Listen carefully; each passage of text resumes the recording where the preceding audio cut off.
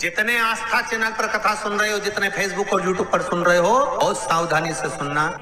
ये कथा चल रही है हरतालिका तीज की, समझ लेना जरा कि हरतालिका तीज का महत्व क्या है। शिव महापुराण की कथा कहती है जो सतवा तीज, गणगौर तीज, हरियाली तीज जो नहीं कर पाते वो केवल हरतालिका तीज जो भादो के शुक्ल पक्ष की तृतीया, शास्त्र कह रहा है जो कोई तीज का व्रत नहीं कर पाते वो सौभाग्यवती नारी, कुंवारी कन्या, नारी, पुरुष, स्त्री अगर तीज का मात्र फुलेरे का दर्शन कर कर भी अपने व्रत का आनंद पा सकते। अरे भाई, जितने शिवालय हैं, शंकर के मंदिर हैं, जितने शिव के मंदिर हैं, पंडित जी भले रात को मंदिर में जगे ना जगे, रात भर मंदिर खोल के रखें ना रखें, पर मेरा निवेदन शिव महापुराण के स्कंद पुराण के संवाद से है कि हरतालिका तीज के दिन प्रत्येक शिव मंदिर में ऊपर जो जलाधारी लगी होती है, उस जलाधारी की जगह फूल पत्ती अवश्य शंकर जी के ऊपर लटकाना चाहिए, शिव जी के ऊपर फुलेरा बांधना चाहिए। उससे क्या होता है, क्या फल मिलता है, उसका क्या लाभ है, वो शिव महापुराण की इस कथा में, हरतालिका शिव महापुराण में वर्णन है कि जो नारी अगर व्रत भी नहीं करती, जो लड़की का विवाह भी नहीं होता, जो बालक का विवाह नहीं होता, किसी कामना से अगर मात्र 7 फुलेरे का दर्शन ही कर लेती है तो 3 महीने के अंदर मंगल विवाह पक्का हो ही जाता है। यहां तक वर्णन है शास्त्र।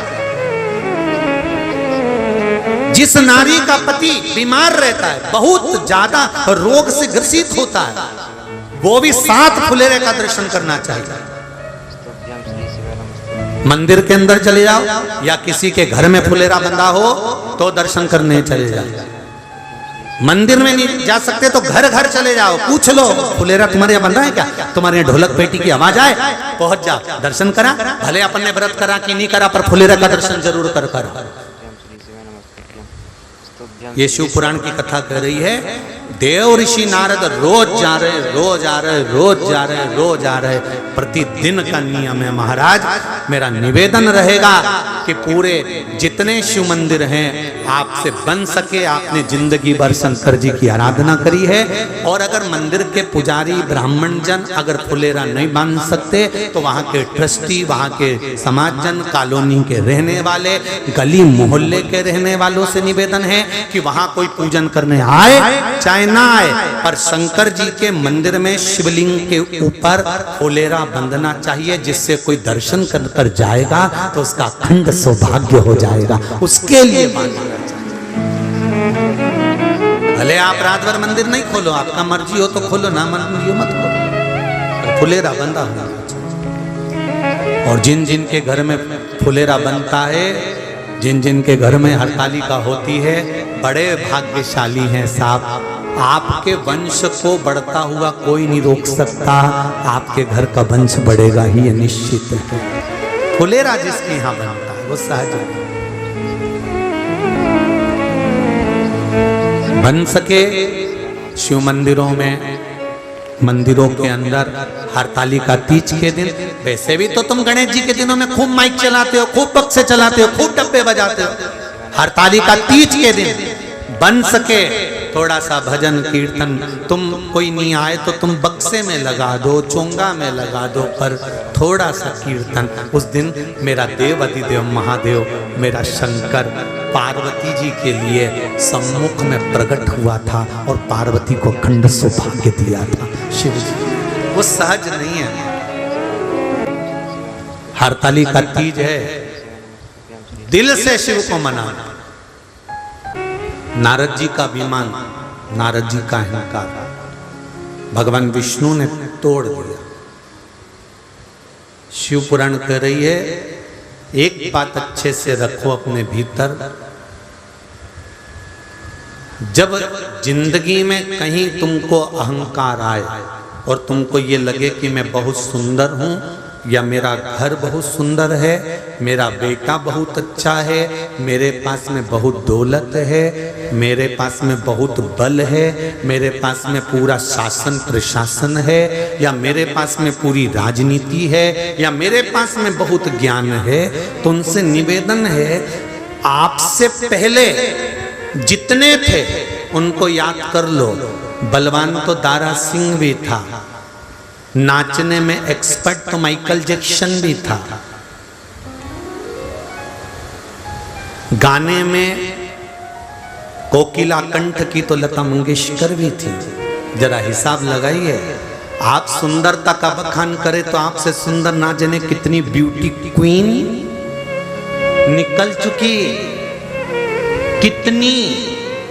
आपको अगर अभिमान लगे तो एक बार जरा झांक कर देखना कि जिनके पास में करोड़ों की दौलत थी उनको भी छोड़कर जाना पड़ा है, तो हम किस चीज का अभिमान करें? ये तो सब छूटने वाली है। इसलिए उस परमात्मा को याद कर कर अभिमान नहीं करना, हमको धन्यवाद देना है कि तूने घर दिया, तूने परिवार दिया, तूने कुटुंब दिया, तूने कबीला दिया, तूने शरीर दिया, ये तुझे धन्यवाद है। हमें परमात्मा को रोज प्रतिदिन धन्यवाद देना है कि माता के गर्भ में थे, अगर तू जन्म देते देते एक आध आंख निपटा देता तो क्या मैं झगड़ा करने ऊपर आता, या हाथ पैर तोड़कर भेज देता तो क्या मैं झगड़ा करने आता? पर तेरी कृपा है कि मेरी इंद्रियां, पूरा शरीर ठीक है, ये तेरी कृपा है। अच्छे घर में जन्म दिया, ये तेरी कृपा है। अच्छे घर में विवाह करवा दिया, ये तेरी कृपा है। मुझे अच्छे बच्चे दिए, ये तेरी कृपा है। तूने काम धंधा दिया, ये तेरी कृपा है। मुझे अपने घर में रखा है, ये तेरी कृपा है। मुझे अच्छे कुल में भेज दिया, ये तेरी कृपा है। मुझे अच्छे समाज में भेज दिया, ये तेरी कृपा है कि मुझे भारत की भूमि पर भेज दिया, ये तेरी कृपा, किसी दूसरे की नहीं हो सकती। अमेरिका में पैदा हो जाते और मरने के बाद लिखा होता डेड बॉडी एक्सपायर, और उस पे लिखा होता एक्सपायर डेट, इतनी तारीख को मरे। जैसे अपने यहां लिखते हैं ना, कोई मर जाता है तो जन्म तारीख इतनी, मृत्यु तारीख इतनी, नीचे लिख देते हैं उनके फोटो पे कि जिससे याद बनी रहे। तो वहां भी लिखते हैं, अमेरिका में भी, विदेश में भी लिखते हैं, बर्थडे इतनी तारीख का, एक्सपायर इतनी तारीख का। पर भारत की भूमि पर एक मदिरा के नशे में डूबने वाला हो, चाहे पापी से पापी व्यक्ति हो, चाहे उसने यहाँ जन्म लेने के बाद गंदे से गंदा काम करा हो, उसके बाद भी उसके मरने पर लिखा रहता है स्वर्गवासी। कितना गंदा आदमी मरा, उसके वहां तो लिखना था कि बेकार, पर नहीं, उसके मरने पर भी लिखा स्वर्गवासी। और ये नाम तो स्वर्गवासी क्यों लिखा? तो किसी ने पूछा, अमेरिका में मरे तो एक्सपायर लिखा रहता है, मरे तो एक्सपायर लिखा रहता है, भारत में मरने वाला पापी से पापी, कुत्ते से कुत्ता, दारू कुत्ता तक मरे नहीं तो उसके आगे भी लिखा रहता है स्वर्गवासी। तो इसने कौन सा अच्छा काम कर दिया? तो क्या कोई काम अच्छा नहीं करा, बस एक काम अच्छा करा कि भारत की भूमि पर जन्म लिया। भारत में जो जन्म लेकर मरता है वो स्वर्ग जाता है, भले भजन करे ना। इसलिए उसके नाम क्या आगे लिखा था? स्वर्गवासी, एक्सपायर नहीं।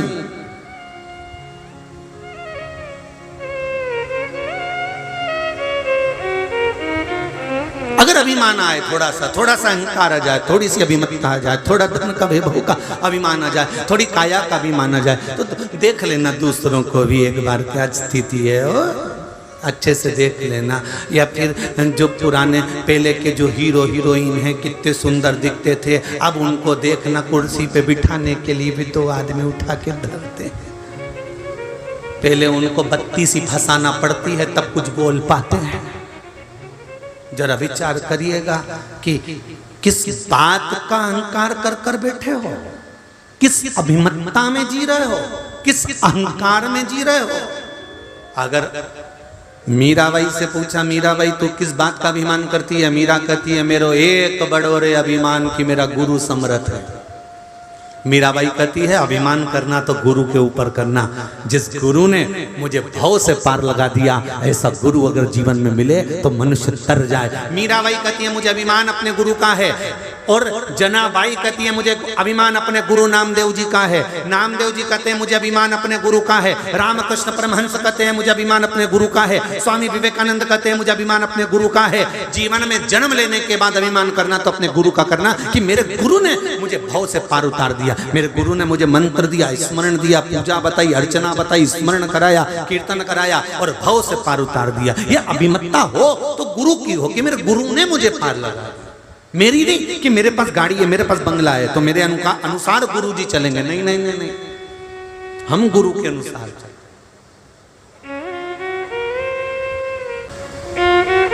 परली बैजनाथ में सोमानी जी के यहाँ पर कोई मिलने आया था, तो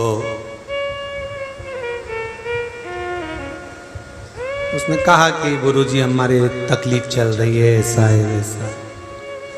हमने कहा कितने भाई हैं? हम 4 भाई हैं। अच्छा,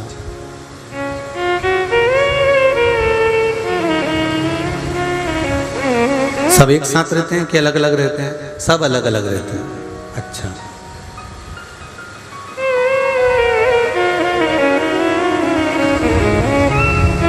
मम्मी पापा किसके साथ रहते हैं?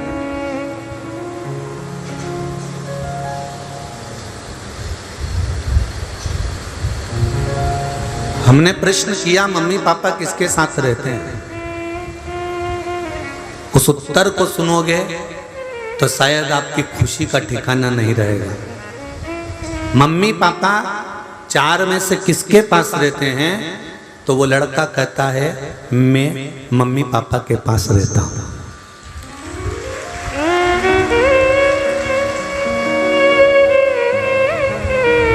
उस शब्द को देखिए, बेटा माँ बाप को नहीं रख रहा है, माँ बाप बेटे को रख रहे हैं। घर में बुजुर्ग माता पिता जब तक रहें तब तक तुम्हारे मुख पर यह शब्द नहीं आना चाहिए कि मैं अपने माँ बाप को रख रहा हूं। नहीं, मेरे माँ बाप ने मुझे पाल पोस कर बड़ा करा, वो मुझे रख रहे हैं। ये सारी उनकी स्माइल की दौलत है, ये सारी उनकी स्माइल की दौलत है। घर में बुजुर्ग स्माइल देता है तो बेटे की 4 मंजिल की बिल्डिंग खड़ी हो जाती है। घर में बुजुर्ग स्माइल देता है तो बेटे की गाड़ी आ जाती है। घर में बुजुर्ग स्माइल देता है तो बहू की संतान से गोद भर जाती है। घर में बुजुर्ग स्माइल देता है तो घर में खुशियां आ जाती है। और जिस घर में बुजुर्ग की आंखों में आंसू आ जाते हैं उसको नष्ट होने में ज्यादा साल नहीं लगते, नीचे आ जाता है, डाउन।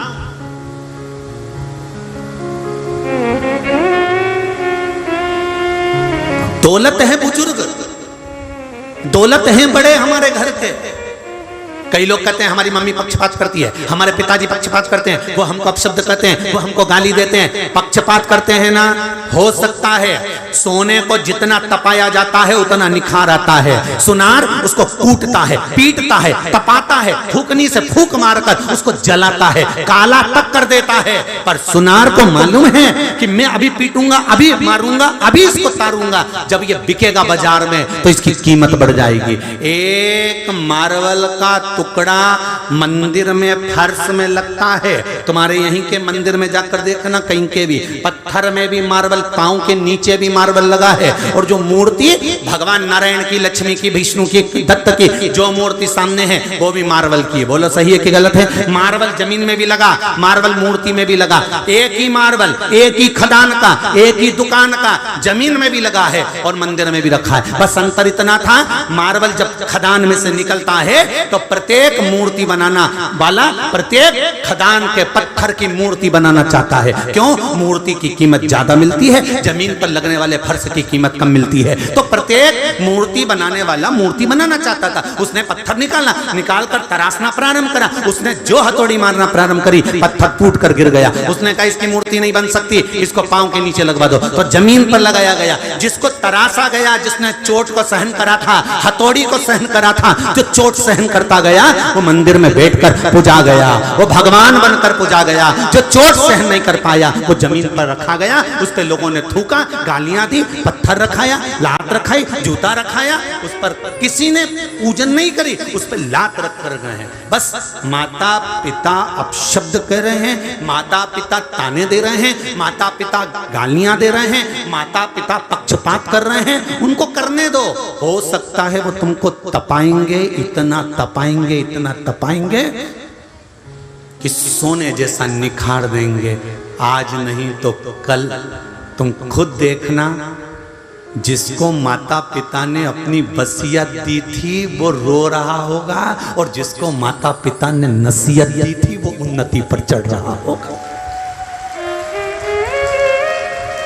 जिसको वसीयत दी थी उसका लड़का फूल गया, अरे पापा दादी ने मुझे बंगला दे दिया, अरे पापा दादाजी ने मुझे ये दे दिया। पैसा पैसा देख के छोरे ने डब्बा खेल लिया, शेयर मार्केट में लगा दिया, दोस्तों के साथ जुए में बैठ गया, मांसाहार में बैठ गया, वेश्यावृत्ति में बैठ गया, सारा नाश मिला दिया। जिसको वसीयत मिली थी वो आज भी रो रहे हैं, और जिनको नसीहत मिली थी वो आज खुशी की जिंदगी जी रहे हैं, क्योंकि उनकी औलाद को कुछ नहीं मिला पर संस्कार। दादी की सेवा करना, पापा दादी तो मुझे पूछती तक नहीं, कोई बात नहीं, पानी पिला करा, दवाई दे करा, जा डॉक्टर को दिखाया। पापा तो ताऊ जी का लड़का भी तो है, उसके पास तो गाड़ी है, अपन क्यों जा? बेटा माँ है ना, दादी है ना, अपने पास कुछ नहीं ना, जा साइकिल पे बिठा कर ले जा, जा गोदी में उठा कर ले जा, जा दादी को दिखा करा, जा दादाजी का हाथ पकड़ कर जा। उसने इनको नसीहत दी है, और वो नसीहत इतनी फली कि ऐसी मंडी में उनका व्यापार आज भी चल रहा होगा। जिनको नसीहत मिली वो आज भी ठाठ से जी रहा होगा, और जिनको वसीयत मिली, प्रॉपर्टी मिली, जमीन मिली, जायदाद मिली, मालूम पड़े कर्जे में इतने लदालू हो गए कि सब बेच कर जाना पड़ा होगा, दूसरे गांव में जाकर शिफ्ट होना पड़ा होगा। अंतर है नसीहत और वसीयत में। थोड़ा जरूर तुम्हें सीहोर वाले महाराज की बात बुरी लगती होगी, लग जाए, उसमें कोई दिक्कत वाली बात नहीं है। अगली बार हिंगोली मत बुलाना, हम जबरदस्ती आ जाएंगे, उसमें कोई टेंशन नहीं, उसमें चिंता मत करो। पर सुधार के थोड़ी बहुत तो अपनी जिंदगी में, वो कहते हैं ना 300 ग्राम खाना खाओ तो 30 बूंद खून बनता है। कितना? जम के बोलो, 30 बूंद खून। 200 ग्राम खाना खाओगे 20 बूंद खून बनता है। तो कहा इतना सारा खाया था, वो गया कहाँ? तो के जो खाया था वो तो भ्रष्टा में चले गया, वो तो गंदगी में चले गया। बचा कितना? के 30 बूंद खून बचा, 30 बूंद खून बचा। अब 30 बूंद खून में से भी 1 बूंद खून तुम्हें ताकत देता है, जिससे तुम्हें एनर्जी मिलती है और तुम चल फिर सकते हो। तो 300 ग्राम खाने से 30 बूंद खून बना, 30 बूंद खून से 1 बूंद ताकत बनी, और वो ताकत तुमको चलाती है। उसी तरह 3 घंटे की कथा में से 3 मिनट की कथा समझ आई, 3 मिनट की कथा में से 1 मिनट की भी अगर यहां लग गई तो जिंदगी सवर गई, बस हो गया कल्याण। 1 मिनट की भी अगर लग गई बस बहुत। लगन तुमसे लगा बैठे जो होगा देखा जाए। 1 मिनट की भी अगर लग गई तो बहुत बहुत। और कई लोग कह ही देते हैं बात बात में, अब तो दिल में लग गई रे बाबा। जब भाइयों का झगड़ा हो या परिवार में झगड़ा हो तो कहते हैं हमारे दिल में लग गई, अब तो मैं बिल्कुल बात ही नहीं करूंगा। क्यों रे? तुम्हारे दिल में लगे तो तुम बात बंद कर दो। यहाँ हम इतनी पत्थर मार के तो तुम क्यों नहीं फिर भजन कर लो? किन्नी महाराज ने दिल में लगा दी, अब तो मंदिर जाऊंगा, चाहे कुछ भी हो जाए तो कीर्तन करूंगा। जरा सा झगड़ा होता है ना माताओं का, सबसे पहले खाना बंद करती है, मेरे को तो खाना खाना ही नहीं है। और शिव पुराण कहती है जितना झगड़ा हो उतनी रोटी ज्यादा खाओ, क्योंकि एनर्जी भी तो चाहिए झगड़ने के लिए। बोल तो जरा, तो बल कहां से लाओगे? इसलिए झगड़ा जितना ज्यादा हो, रोटी, नारियल पानी, सूप, जूस अच्छे से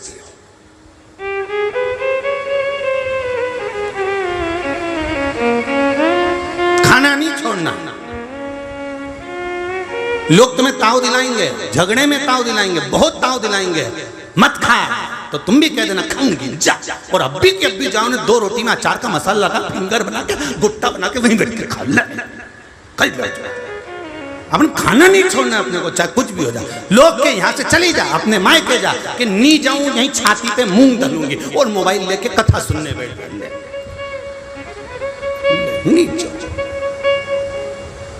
क्यों जाए?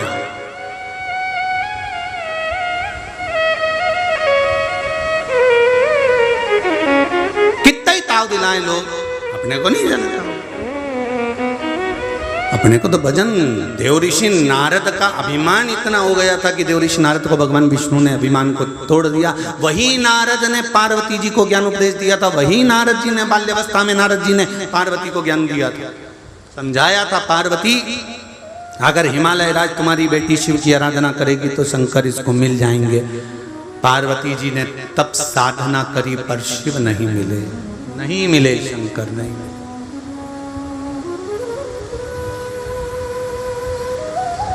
बहुत तप करा माता पार्वती ने, बहुत साधना करी। शंकर भगवान मगर बनकर आए, साधु बनकर आए, ऋषि बनकर आए। शिव जी ने बारंबार परीक्षा ली पर पार्वती जी के सम्मुख में शिव नहीं आए, प्रकट नहीं। शिव महापुराण के मूल मंत्र का स्मरण करेंगे, बाबा से अपने दिल की बात कहेंगे। पहले भी कथा में कहा, जब शिव महापुराण का मूल मंत्र श्री शिवाय नमस्तुभ्यम बोला जाए, आप भी बाबा से कहकर अपने दिल की बात उससे कह दो कि मेरा ये बाबा भाव है, आप पूर्ण करिए, सुनेगा। श्री शिवाय नमस्तुभ्यम, श्री शिवाय नमस्तुभ्यम, श्री शिवाय नमस्तुभ्यम, श्री शिवाय नमस्तुभ्यम, श्री शिवाय नमस्तुभ्यम। भगवान से अपने हृदय की बात कहें कि बाबा, स्वयं देवऋषि नारद के कहने पर जो पार्वती जी तप साधना में लगी थी, शिव को प्राप्त नहीं कर सकी, तब नारद जी ने पार्वती जी को जाकर देखा कि इतना घोर तप करने पर तो भगवान प्रकट हो जाना चाहिए, फिर ये प्रकट क्यों नहीं होता?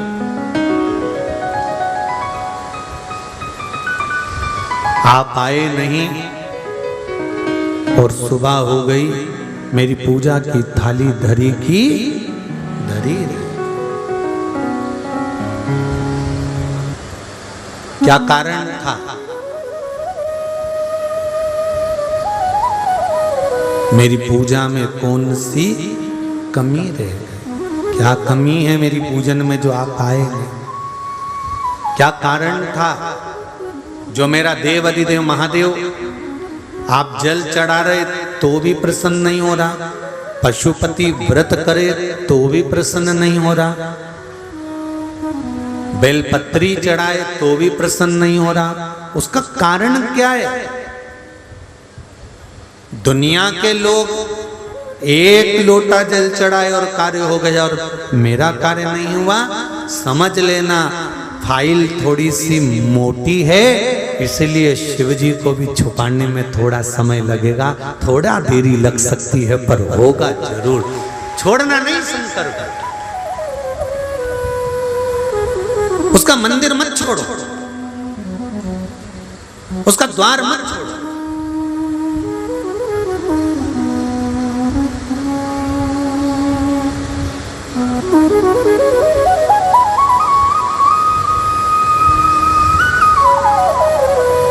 और जब मंदिर और और द्वार नहीं छूटेगा। तेरे मंदिर में आना मेरा काम है और मेरी बिगड़ी बनाना तेरा काम है। हमने उसका द्वार नहीं छोड़ा, हमने उसका मंदिर नहीं छोड़ा, तो वो सुनेगा जरूर, निश्चित है सुनेगा।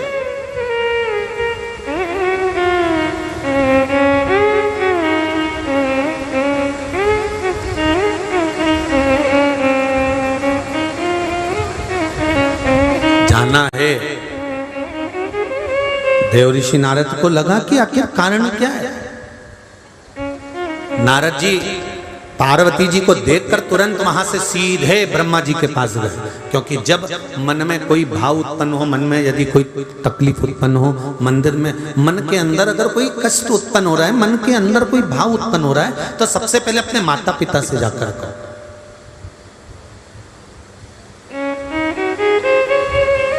अगर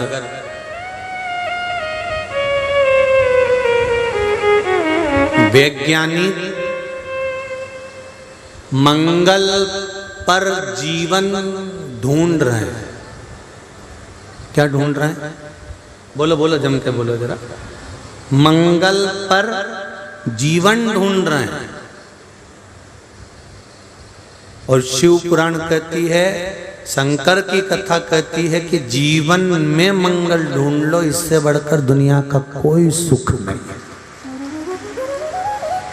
मंगल पर तुम कब जाओगे, कब रहोगे और कब तुम्हारा जीवन जियोगे, प्लाट खरीदोगे और फेंसिंग कराओगे और वाटर कूलर लगाओगे और एसी लगाओगे, इसका पता नहीं है।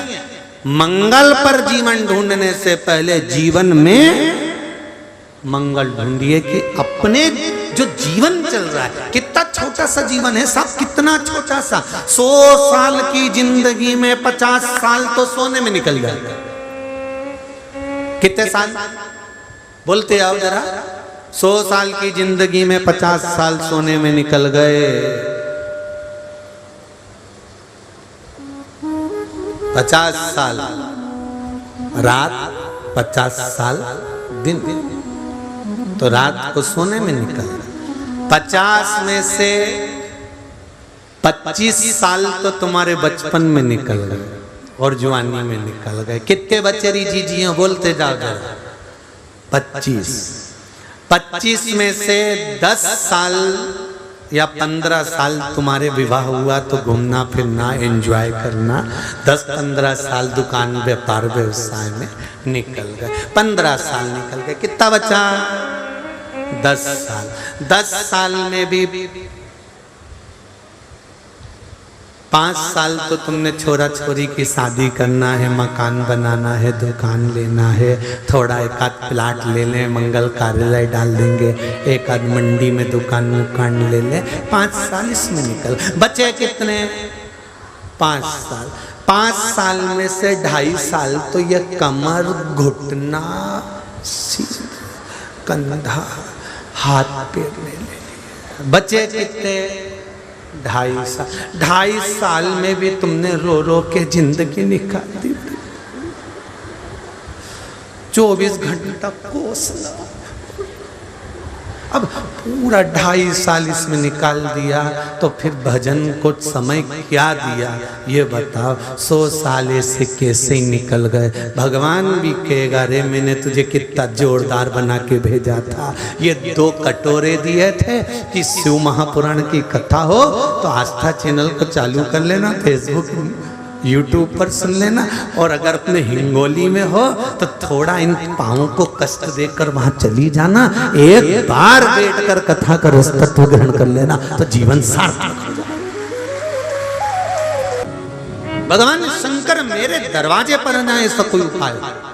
नारद जी ने ब्रह्मा जी के शब्द सुने, हजारों वर्ष तप करा तब भगवान प्रकट हुए, तब तक तो पार्वती बुजुर्ग हो जाएगी, बूढ़ी हो जाएगी। अब ईमानदारी से बोलो, कोई तुमको बताए कि तुम आंख बंद करके बैठ जाना, फिर धीरे धीरे नासिका का एक स्वर बंद करना, फिर धीरे धीरे धीरे देखना तुम ऊपर उठ रहे होगे, फिर धीरे धीरे धीरे तप करते जाना, आंखें बंद करते जाना, फिर उसमें विलीन होते जाना,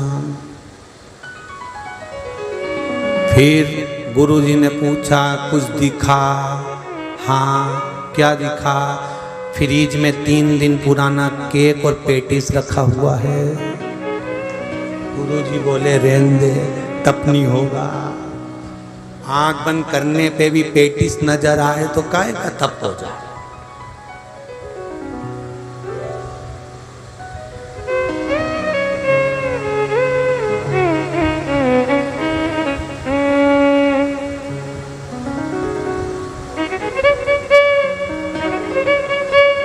आंखों से भगवान मिल जाता है क्या?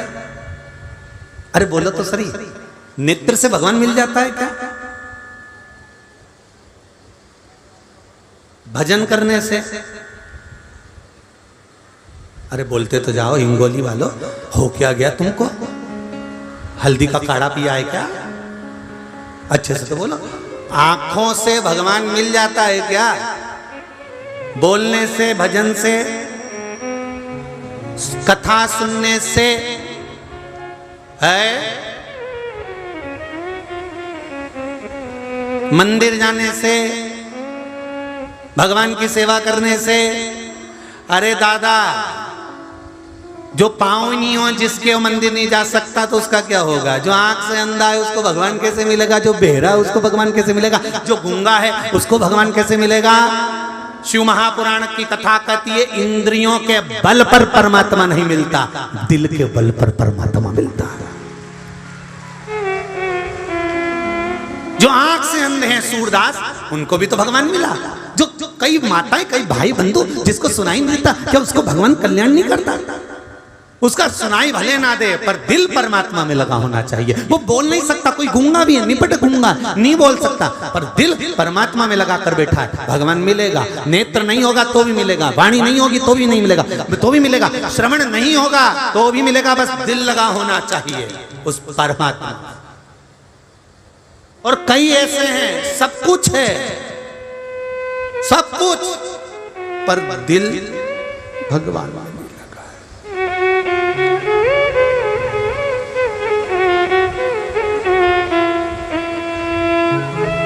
देव ऋषि नारद ब्रह्मा जी से बात कर कर भगवान विष्णु के यहाँ पहुंच गए। भगवान नारायण तो शेषनाग की सैया पर विश्राम कर रहे थे, लक्ष्मी जी उनके चरण दबा रहे हैं।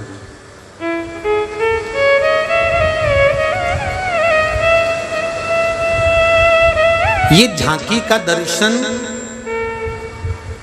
केवल भगवान विष्णु के स्वरूप में ही होता है। हालांकि भगवान की ये झांकी सीख देती है कि पति परमेश्वर की सेवा करना चाहिए। चरण कभी कभी दबा दिया करो, गला नहीं, चरण कभी लगे।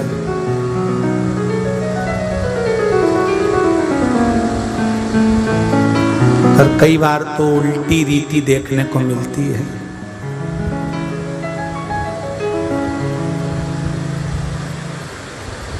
एक बार हैदराबाद में कथा थी, शमशेरगंज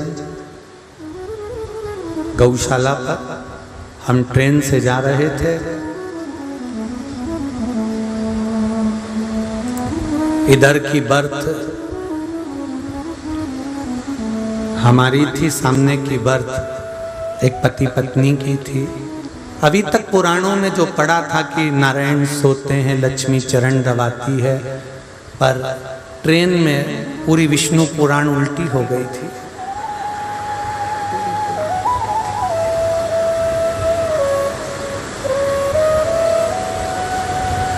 वो सो रही थी नारायण। हमने भी हमारी बर्थ पे से इशारा कर दिया, तूने तो नाक कटा दी रे। तो वो एक हाथ से बोला क्या करूं, मैंने कहा दबा दे। इतने में तो उसने इशारे में उसका मुंह कांच की ओर था, दर्पण जम के दबाओ, फिर भी अब बड़ा विचित्र विचित्र लोक है, संसार है।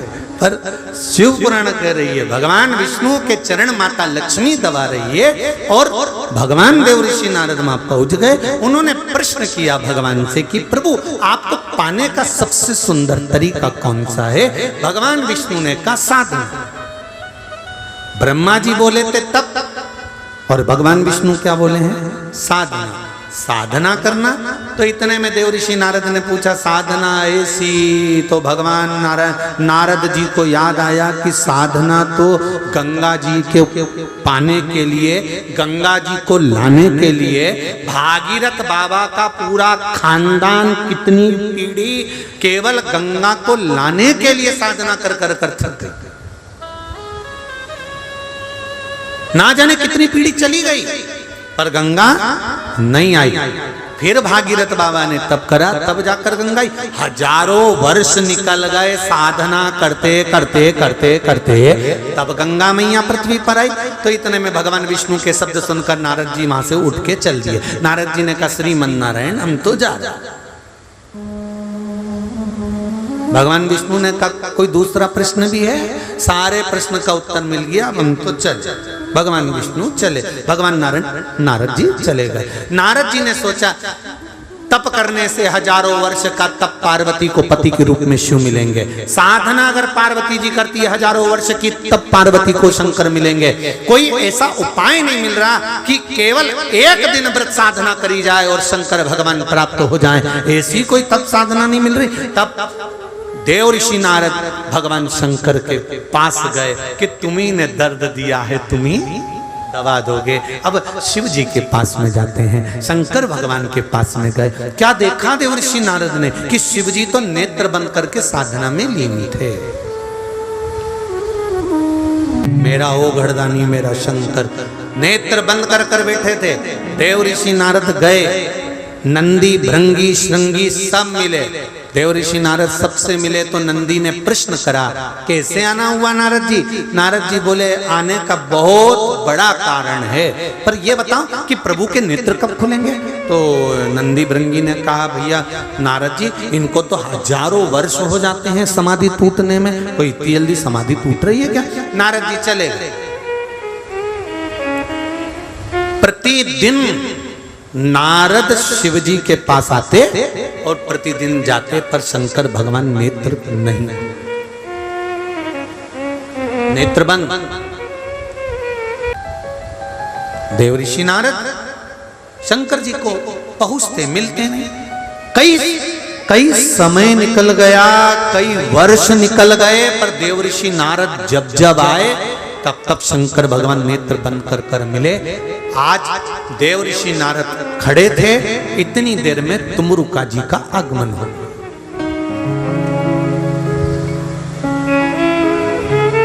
तुमरुका जी का आगमन हो गया। आपको पहले भी कथा में कहा है, जैसा नारद जी का स्वरूप है ऐसे तुमरुका जी का स्वरूप है। बस नारद जी को मनुष्य का मुंह है, तुमरुका जी को घोड़े का मुंह है। नारद जी भी करताल रखते हैं, तुमरुका जी भी करताल रखते हैं। नारद जी भी वीणा रखते हैं, तुमरुका जी भी वीणा रखते हैं। साउथ के जितने मंदिर हैं, शंकर के जितने साउथ में मंदिर मिलेंगे, उनके दरवाजे पर द्वारपाल की जगह नारद और तुमरुका जी मिलेंगे। आप लोगों ने कई बार दरवाजे पर दर्शन करा होगा कि एक तरफ नारद जी खड़े, दूसरी तरफ घोड़े का मुंह लगाए हुए, वीणा पकड़े हुए, करताल पकड़े हुए कोई खड़ा है। आपको भले नहीं मालूम है, परंतु उसका दर्शन करना वो तुमरुका जी हैं, शंकर के भगत, शिव के उपासक, जिसका केवल नाम ले लेने से गर्भ में अगर बच्चा है और डॉक्टर कराए कि ये उल्टा है और ये बच्चा नाल में फंस गया है, इसका ऑपरेशन होगा, केवल तुमरुका जी का नाम लेकर 7 गुड़ की डली लेकर शिव जी पर से घुमाकर उसको ऑपरेशन के रूम में ले जाएं या उसके बच्चे होने के लिए लेकर जाएं, उससे पहले एक एक डली उसको हर 15 मिनट में खिलाना प्रारंभ कर दो। ऑपरेशन की जरूरत ही नहीं पड़ेगी, नॉर्मल डिलीवरी ही हो। तुमरुका जी के नाम की वो गणना, तुमरुका जी के नाम की वो आराधना। जो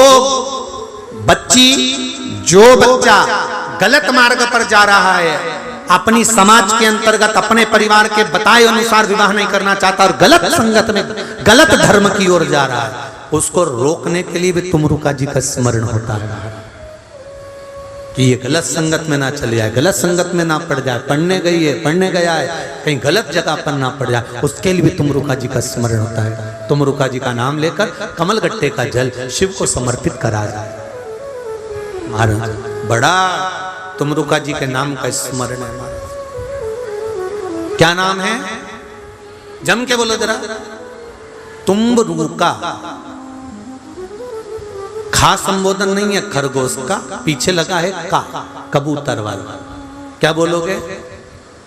जम के बोलो जरा। तुमरुका। शिव महापुराण की कथा कर रही है। हार्ट अटैक आ गया, डॉक्टर अपना काम करे, आप एक लोटा जल अपने हृदय का भाव रखकर तुमरुका जी का नाम लेकर, जो जीव को डॉक्टर लेकर गया है जांच के लिए कि अटैक आ गया और उसको बचाना है, एक लोटा जल तुमरुका जी का स्मरण कर कर अशोक सुंदरी वाली जगह पर चढ़ाने के बाद शिवलिंग पर चढ़ा दीजिए। उसका बाल बांका नहीं होगा, वो बचकर वापिस आएगा, प्राण नहीं जा सकते।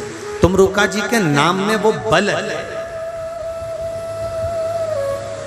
तुमरुका जी के नाम में वो बल है। महाराज देव ऋषि नारद क्या देखते हैं कि इतने दिनों से शंकर जी ने नेत्र नहीं खोले और आज तुमरुका जी आए, और तुमरुका जी आते से ही शंकर भगवान की जैसे जय घोष करा, हर हर महा, जैसे ही बोला बोलते से ही शंकर भगवान के नेत्र खुल गए। शिव जी के नेत्र खुले हुए।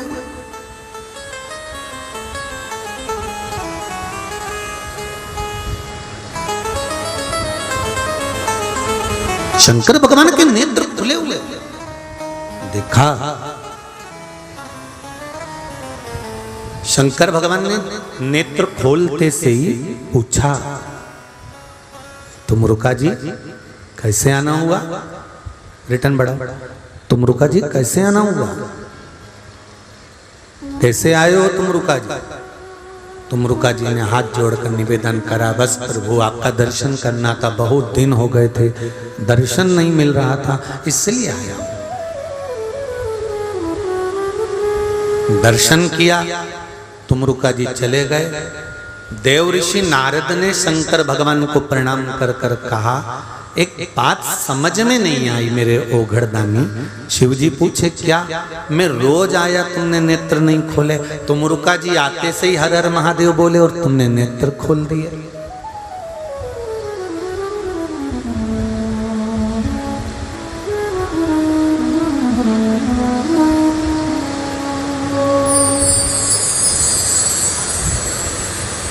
वो रोज आता है और मैं आया और आपने नेत्र नहीं खोले। शंकर भगवान ने बोला, नारद जी आपके मन के संशय को कहो, क्या संशय लेकर आए हो वो बताओ तुम तो। नारद जी बोले, मेरा बहुत सारा प्रश्न है, बहुत सारा प्रश्न है, बहुत प्रश्न है, परंतु मैं एक भी प्रश्न आपके सामने नहीं करूंगा क्योंकि आज मेरा दिल दुखी है। क्या हुआ क्या ये बताओ। नारद जी बोले, हुआ क्या? शंकर भगवान बोले, नारद जी बोले, मैं रोज आया, एक वर्ष हो गया आते आते, एक साल में तुमने नेत्र नहीं खोले मुझे देख के, और तुमरुका जी आए और तुमने नेत्र खोल लिया। शंकर भगवान बोले, यही तो दिल की बात है।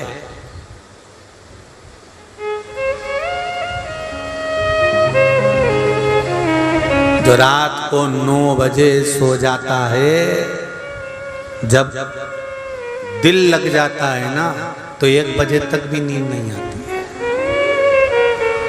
फिर मोबाइल पे जब तक बात ना हो, वो एक गीत बोलते हैं ना, आ बैठ मेरे पास तुझे देखता रहूं, ना मैं कुछ कहूं ना तू कुछ कहे। बस शिव जी कहते हैं, जिसने मुझसे हृदय लगा लिया, जिसने मुझसे दिल लगा लिया, शंकर जी कहते हैं फिर वो मेरे पास आता है। तो शिव जी कहते हैं उसको मेरे पास आकर दर्शन करने की जरूरत नहीं पड़ती, जो प्रतिदिन मेरा दर्शन करने आता है। शंकर भगवान कहते हैं जो प्रतिदिन मेरे दरवाजे पर पहुंचता है, दिल लगाकर पहुंचता है, कोई प्रश्न नहीं, कोई संवाद नहीं, केवल दर्शन के लिए पहुंचता है। शिव कहते हैं उसको दर्शन करने के लिए आने की जरूरत नहीं पड़ती। जब वो आता है तो शिव कहते हैं मैं उसका दर्शन करता हूं, वो मेरा दर्शन नहीं करता, मैं दर्शन। तो मुरुका जी शंकर भगवान का दर्शन नहीं करते, दर्शन कौन करता है? शंकर भगवान तुमरुका जी का दर्शन करता है। प्रभु शिव जी को नमन करा। अब देवऋषि नारद यहाँ रुके ही नहीं। भगवान अब नारद जी शंकर जी के पास नहीं गए, ब्रह्मा जी के पास नहीं गए, इंद्र के पास नहीं गए, विष्णु जी के पास नहीं गए, कहीं नहीं गए। नारद जी सीधे तुमरुका जी के पास गए। तुमरुका जी बैठे हुए थे, पार्थिव शिवलिंग का निर्माण कर रहे थे। तुमरुका जी बालू का रेत का शिवलिंग बना रहे थे, मिट्टी का शिवलिंग बना रहे थे। और मिट्टी का शिवलिंग वो भी केल का पत्ता, केले का पत्ता नीचे, उसके ऊपर शिवलिंग का निर्माण कर रहे हैं। और शिवलिंग का निर्माण कर कर ऊपर उन्होंने देखा कि एक सुंदर बांस की टोकनी लगाई है, उस पे मालाएं लटकाई गई है, सुंदर सुंदर श्रृंगार किया गया है, जिसके नीचे एक सुंदर सा पाटा है, पाटे के अंदर एक सुंदर सी थाल है, थाल के अंदर सुंदर केले का पत्ता रखा हुआ है, उस केले के पत्ते के ऊपर एक सुंदर शिवलिंग का निर्माण कर रहे हैं। तो तुमरुका जी से पूछ लिया देव ऋषि नारद ने, ये आप क्या कर रहे हो? ये क्या हो रहा है, क्या कर रहे हो? तुमरुका जी ने कहा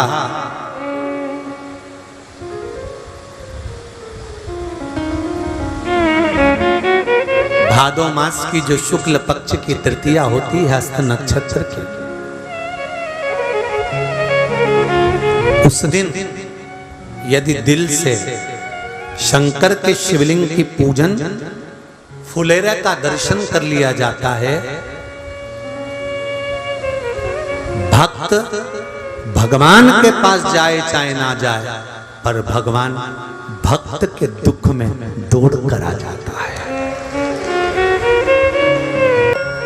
हरतालिका तीज भादो की वही शुक्ल पक्ष की तृतीया तिथि,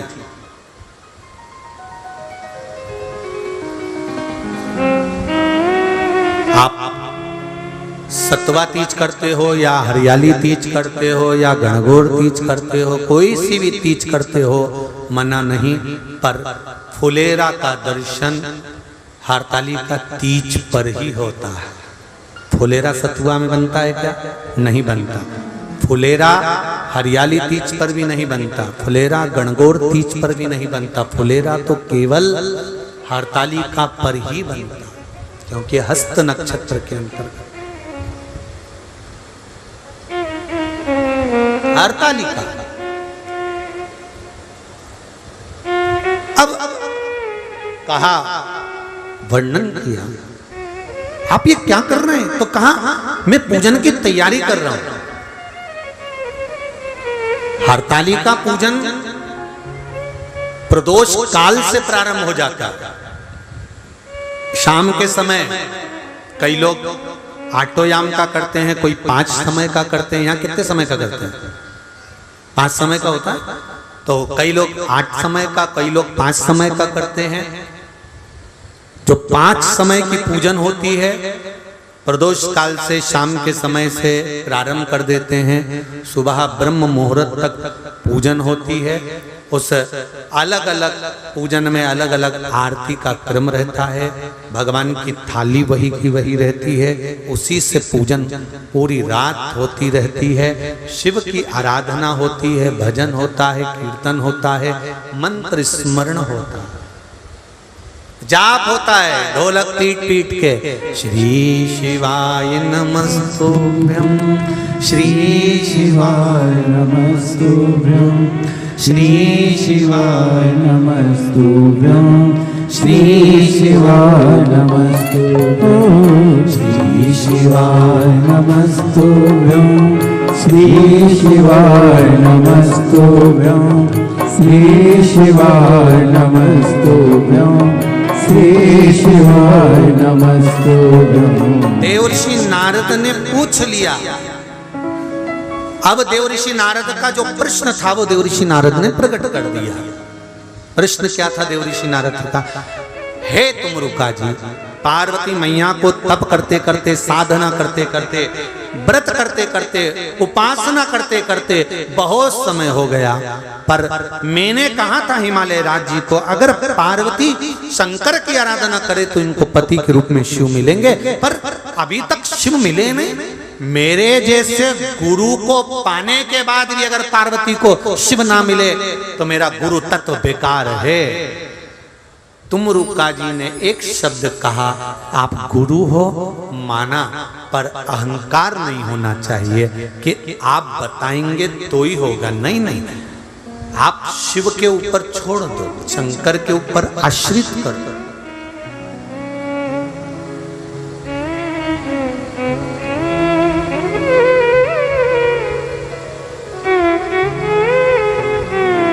हमने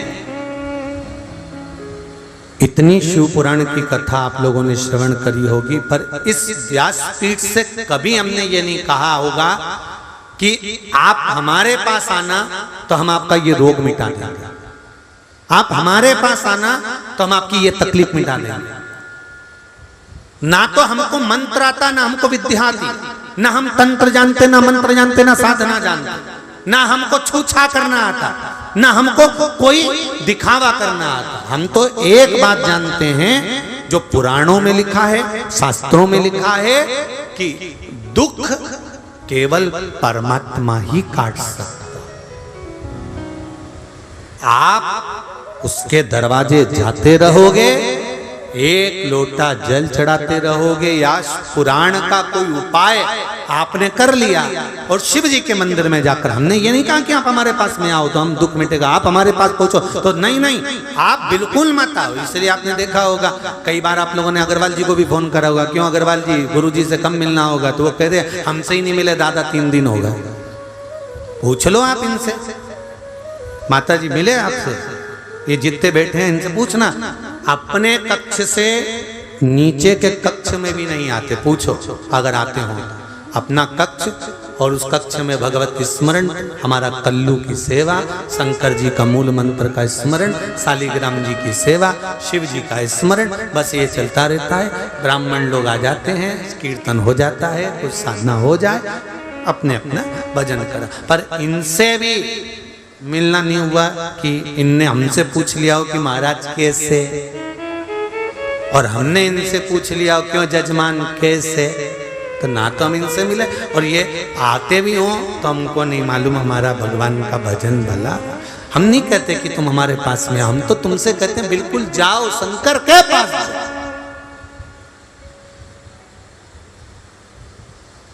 उनके पास जाओ ना,